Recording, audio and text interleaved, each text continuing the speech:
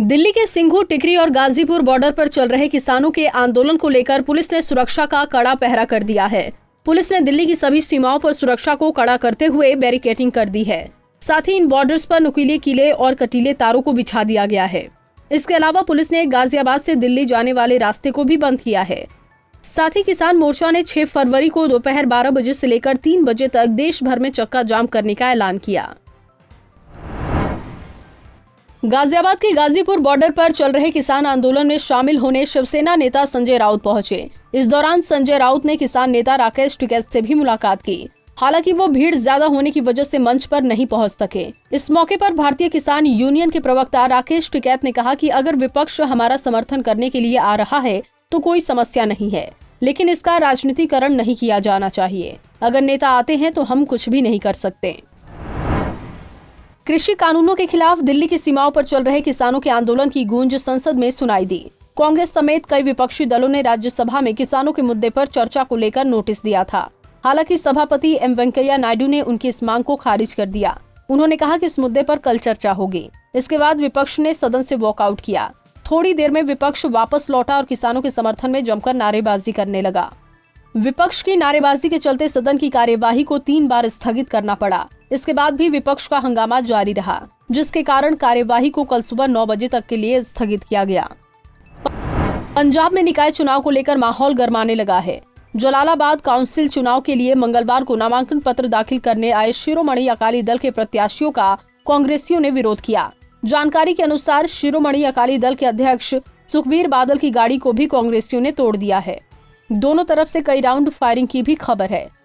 इस दौरान दोनों गुटों की ओर से एक दूसरे पर पत्थर बरसाए गए और लाठियां चलाई गई। वहीं कांग्रेसियों और अकालियों ने एक दूसरे पर हमला करने के आरोप लगाए। बिहार में नीतीश कुमार के नेतृत्व वाली एनडीए सरकार की कैबिनेट को लेकर दिल्ली में बीजेपी की बैठक राष्ट्रीय अध्यक्ष जेपी नड्डा के आवास पर हुई।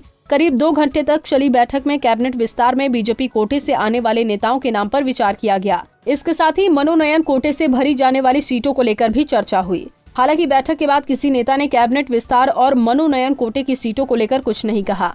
माना जा रहा है कि बीजेपी की ओर से हरी झंडी मिलते ही 2 माह पुरानी नीतीश सरकार के कैबिनेट विस्तार का रास्ता साफ हो जाएगा। केंद्र की मोदी सरकार के पेपरलेस बजट के नक्शे कदम पर यूपी सरकार भी अपने कैबिनेट बैठक की कार्यवाही को पेपरलेस करने की तैयारी में है। मुख्यमंत्री योगी आदित्यनाथ ने मंत्रियों की बैठक बुलाई। जानकारी के मुताबिक इस बैठक में पेपरलेस कैबिनेट और पेपरलेस गवर्नेंस के लिए ट्रेनिंग होगी। सभी मंत्रियों की ट्रेनिंग 5 कालिदास मार्ग में होगी।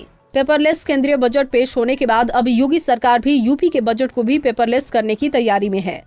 दरअसल हाल ही में मुख्यमंत्री योगी आदित्यनाथ ने सभी मंत्रियों में टैबलेट बांटे हैं और खुद भी ज्यादा काम टैब से ही करते हुए दिखाई देते हैं। टीएमसी छोड़ बीजेपी का दामन थामने वाले पूर्व वन मंत्री राजीव बनर्जी को गृह मंत्रालय ने जेड श्रेणी की सुरक्षा प्रदान की है।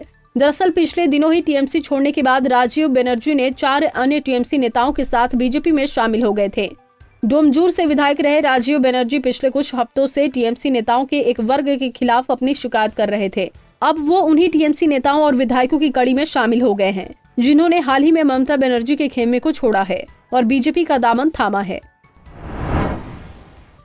महाराष्ट्र के यवतमाल में पोलियो ड्रॉप वैक्सीनेशन में घोर लापरवाही सामने आई है। यहाँ पर 5 साल से कम उम्र वाले 12 बच्चों को तब अस्पताल में भर्ती करना पड़ा, जब सोमवार को उन्हें पोलियो ड्रॉप की जगह हैंड सैनिटाइजर पिला दिया गया। यवतमाल जिला परिषद के मुख्य कार्यकारी अधिकारी श्री कृष्णा पांचाल ने इसकी जानकारी दी।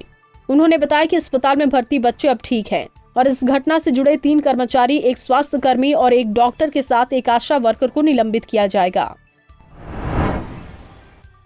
साउथ के सुपरस्टार यश के फैंस को अब बेसब्री से केजीएफ चैप्टर 2 की रिलीज होने का इंतजार है। बीते दिनों मेकर्स ने फैंस को सरप्राइज दिया कि केजीएफ 2 16 जुलाई को रिलीज होने के लिए पूरी तरीके से तैयार है। इसके बाद से सोशल मीडिया पर एक नई और मजेदार मांग उठने लगी। फिल्म को देखने के लिए बेकरार फैंस अब केजीएफ चैप्टर 2 की रिलीज डेट पर नेशनल हॉलीडे की मांग कर रहे हैं। यश के फैन ग्रुप ने रिलीज की तारीख की घोषणा के बाद प्रधानमंत्री नरेंद्र मोदी को राष्ट्रीय अवकाश घोषित करने के लिए पत्र लिखा है, जिसमें ये गुजारिश की गई है कि फिल्म केजीएफ चैप्टर 2 की रिलीज के दिन राष्ट्रीय अवकाश घोषित किया जाए। भारतीय क्रिकेट टीम ने सोमवार को चेन्नई में अपना क्वारंटाइन टाइम पूरा कर लिया है, जिसके बाद टीम के खिलाड़ियों को मैदान पर पहली बार देखा गया। इस दौरान खिलाड़ियों ने मैदान पर प्रैक्टिस के दौरान जमकर पसीना बहाया। दरअसल टीम इंडिया को शुक्रवार से इंग्लैंड के साथ 4 मैचों की टेस्ट सीरीज खेलनी है। इस सीरीज का पहला मैच चेन्नई के एमए चिदम्बरम स्टेडियम में खेला जाना है। भारतीय टीम के कोविड-19 के लिए नियमित अंतराल पर 3 RT-PCR परीक्षण किए गए हैं। सभी नतीजे नेगेटिव आए हैं।